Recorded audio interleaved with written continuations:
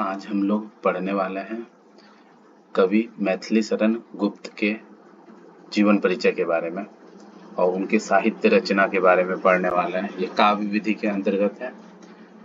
इनका परिचय, इनका मैथिली शरण गुप्त, इनका जन्म चिरगांव उत्तर प्रदेश में हुआ था।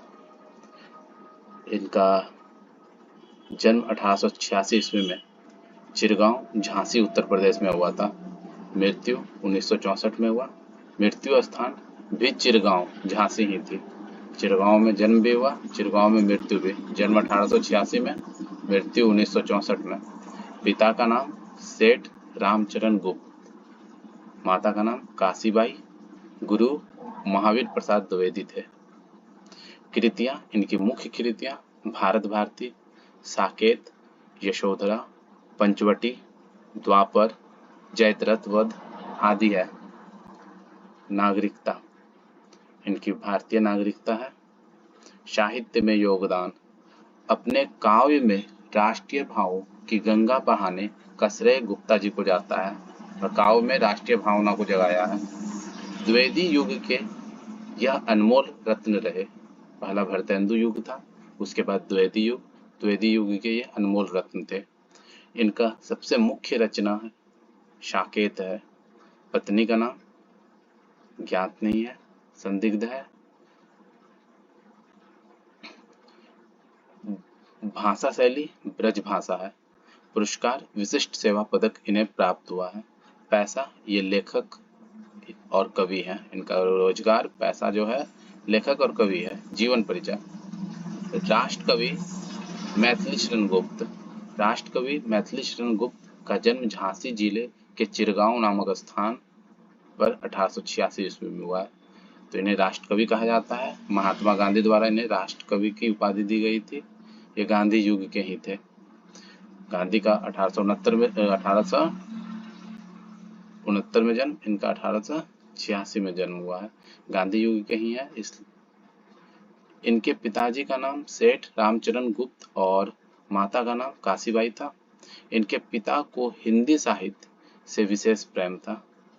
गुप्ता जी अपने पिता का पूर्ण प्रभाव डाला, क्योंकि पिता को हिंदी साहित्य में प्रभाव था, इसलिए पिता के प्रभाव से इनको भी हिंदी साहित्य में रुचि हुआ।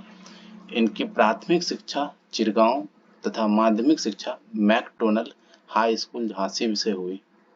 घर पर ही अंग्रेजी, बंगला, संस्कृति एवं हिंदी का अध्यापन करने वाले गुप्त जी की प्रारंभिक रचनाएं कोलकाता से प्रकाशित होने वाले वैश्योपारक नामक पत्र में छपती थी। यानी कि इनका पहला जो रचना था ये सब कोलकाता से प्रकाशित किया जाता था। जो प्रकाशित होने वाला पत्र था वैश्योपकारक पत्र से हुआ।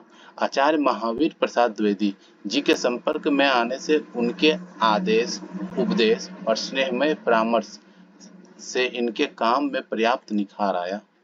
जब ये महावीर प्रसाद द्विवेदी के संपर्क में आया तो इनका जो मैथिली शरण गुप्त का काम और भी निखर गया।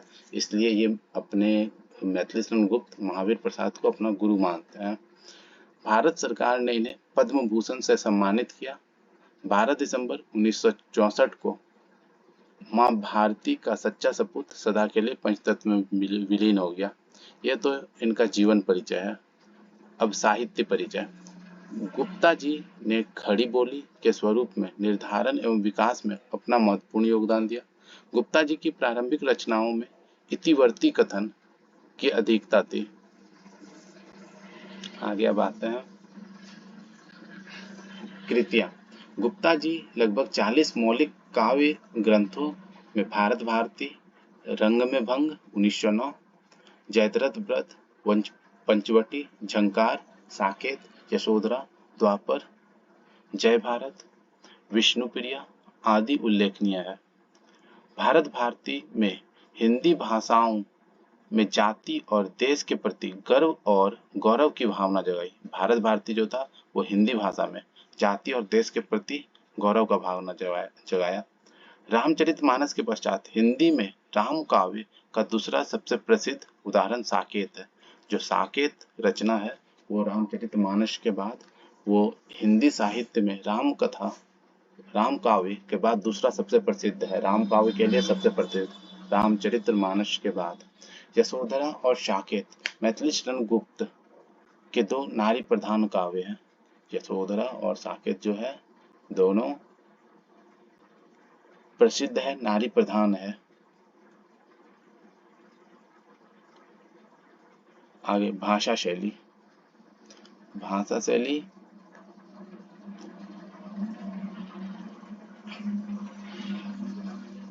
हिंदी साहित्य में खड़ी बोली को साहित्य रूप देने में गुप्ता जी का महत्वपूर्ण योगदान है। गुप्ता जी मूलतः प्रबंधकार थे, डायरेक्टर मैनेजमेंटर थे, लेकिन प्रबंध के साथ साथ मुक्तक, गीतिक, नाटक आदि क्षेत्र में भी उन्हें सफलताएं प्राप्त हुई। पत्रावली पत्र शैली में रचित नूतन काव्य शैली की नमूना है। पत्रावली जो है नूतन यानी कि नया काव्य शैली का नमूना है। मैथिली शरण गुप्त जी को राष्ट्रीयता की भावना में ओतप्रोत रचनाओं के कारण हिंदी साहित्य में इनका विशेष स्थान है। नारी के प्रति गुप्ता जी का हृदय सहानुभूति और करुणा में से अल्पित था। यशोधरा, उर्मिला, केकई, विधित्रा ये सभी महिला से संबंधित काव्य है। पुरस्कार। मैथिली शरण गुप्त का पुरस्कार इलाहाबाद विश्वविद्यालय से इन्हें डी.लिट की उपाधि प्राप्त हुई थी। सन 1952 में गुप्ता जी राज्यसभा में सदस्य के रूप में मनोनीत भी हुए थे। 1952 में गुप्ता जी राज्यसभा के लिए सदस्य के रूप में मनोनीत हुए थे। इलाहाबाद विश्वविद्यालय से डी.लिट की उपाधि को प्राप्त किए थे। 1954 में उन्हें पद्म भूषण सम्मान से सम्मानित किया गया। भारत के स्वतंत्रता संघर्ष में लंबे दौर में राष्ट्रीय जागरण के स्वर से सबसे अधिक मुखर करने वाले कवि मैथिली शरण गुप्त थे। उन्हें भारतीय संस्कृति के पक्षधर और राष्ट्रीय चेतना का उद्बोधक राष्ट्रकवि कहा जाता है, तो इनमें तनिक भी संदेह नहीं।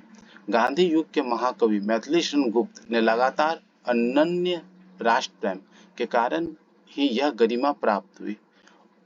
वे अपनी राष्ट्रीय चेतना और वैष्णव भक्ति के कारण निरंतर हिंदी कविता और खड़ी बोली के विकास पे लगे रहे। साकेत के लिए 1935 में उन्हें हिंदुस्तानी अकादमी का पुरस्कार साकेत के लिए 1935 में उन्हें हिंदुस्तानी अकादमी पुरस्कार मिला। 1936 में मंगला प्रसाद पुरस्कार मिला। दोनों साकेत के लिए ही मिला है। 1935 में हिंदुस्तानी अकादमी का पुरस्कार मिला है साकेत के लिए। 1936 में मंगला प्रसाद पुरस्कार मिला है। महत्वपूर्ण था ये। राष्ट्रपति ने उनका मनोनयन 1952 में पहले सांसद सदस्य के रूप में किया था। उनको सबसे पहले सांसद सदस्य के रूप में राष्ट्रपति द्वारा मनोनीत किया गया। इनकी कृतियां रंग में भंग, जयद्रथ वध, शकुंतला, किसान, पंचवटी, शक्ति, गुरुकुल, यशोधरा, द्वापर, सिद्धराज, साकेत, जय भारत, करबला, अजीत, विष्णुप्रिया, रत्नावली, प्रदक्षिणा, भारत भारती, कुणाल गीत, वैतालिक, स्वदेश संगीत, विश्व वेदना, मंगलघट आदि प्रमुख 40 कृतियां हैं।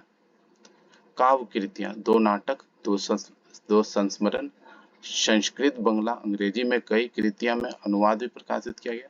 मृत्यु। मैथिली शरण गुप्त जी पर गांधी जी का गहरा प्रभाव पड़ा था, इसलिए उन्हें राष्ट्रीय आंदोलन में भाग लिया और कारावास की यात्रा भी तय की। अपनी रचनाओं को समर्पित करने वाले राष्ट्रकवि मैथिली शरण गुप्त जी 12 दिसंबर 1964 ईस्वी को अपने राष्ट्र को अलविदा कर दिए। अब इनके बाद MCQ है, यह आप लोग देख लीजिए। MCQ और MCQ इधर है। ये